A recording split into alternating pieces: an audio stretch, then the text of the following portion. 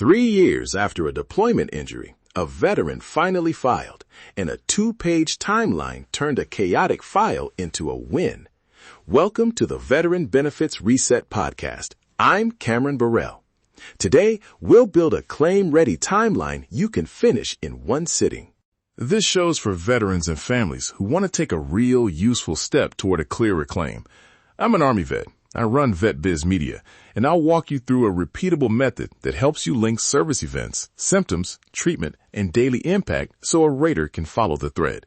No legal promises, just practical work you can do today. Let's start by gathering the records you'll need: your DD-214, unit reports, and any treatment notes. Look, the timeline can't exist without the documents that back it up. Your goal in this first pass is to collect the obvious stuff: service records that note an event, any treatment within service, and the earliest civilian or VA notes that mention the same problem. Don't have copies yet? No sweat. Here's how you'd grab them right now. Order service treatment records from the National Archives or your branch. Request VA notes through My Health Vet or the VA Records portal. For private care, ask the clinic for a records release. For employer stuff, request pay or sick leave logs. And keep a short list of where and when you asked. That list is evidence. Next, put those events in order. A simple dated list or 2-column page will do the trick. Make the left side the date and a 1-line event. On the right, note the supporting document and where to find it in your packet. Keep each entry short so a rater can scan. Date, what happened, and where the paper lives. That's it. Start with the clearest service event. 2012-03-02, burn pit exposure, immediate cough in unit sick call. Then add the next, 2013-06-10, first ER visit for persistent cough. Keep each entry short so a rater can scan it. Don't pile background into one line. Save that for an attached brief. I remember thinking I'd lost everything too. You aren't alone. A tidy timeline cuts that panic down to a clear, fixable list. Finally, mark where gaps or flare-ups happen and where a buddy statement or medical opinion could bridge the gap. Here's the thing. A treatment gap isn't automatic trouble. If you separated, moved, or lacked insurance, note that. If symptoms flare after a particular event, highlight it. Those highlighted spots are your evidence action points, where you'll request records or collect short statements. So what does a rater actually look for? They want a chain: service event, symptom onset, treatment or complaint, close in time, and continuity to current disability. If your file shows that, you've done most of the heavy lifting. If it doesn't, the timeline shows exactly what's missing. Once your timeline is annotated, turn it into action.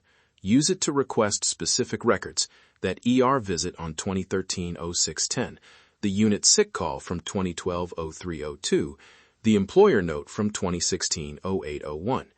Then draft a 1 to 2 page CNP brief that pulls the most relevant timeline entries forward.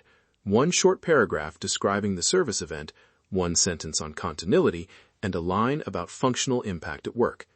Attach the timeline to any supplemental claim or review so the rater finds the key pages fast. Look, a quick tip for that brief. Lead with exact dates, reference the document name and page number as it appears in your evidence packet, and use plain language. I injured my right knee on 2010-05-12 during a vehicle rollover.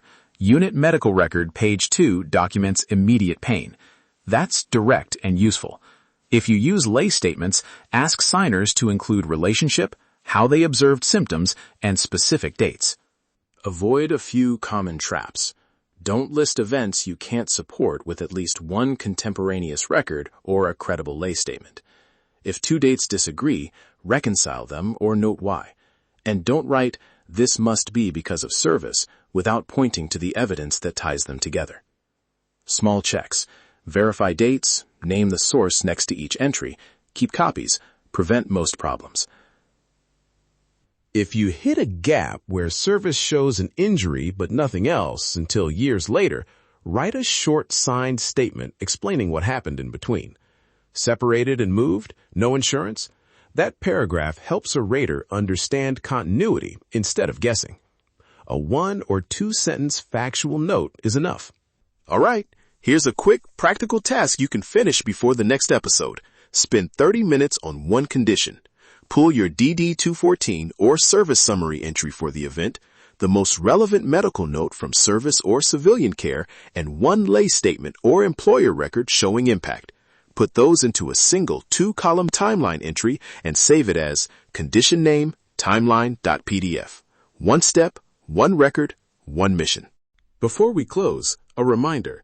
This is an educational episode, not individualized legal or medical advice.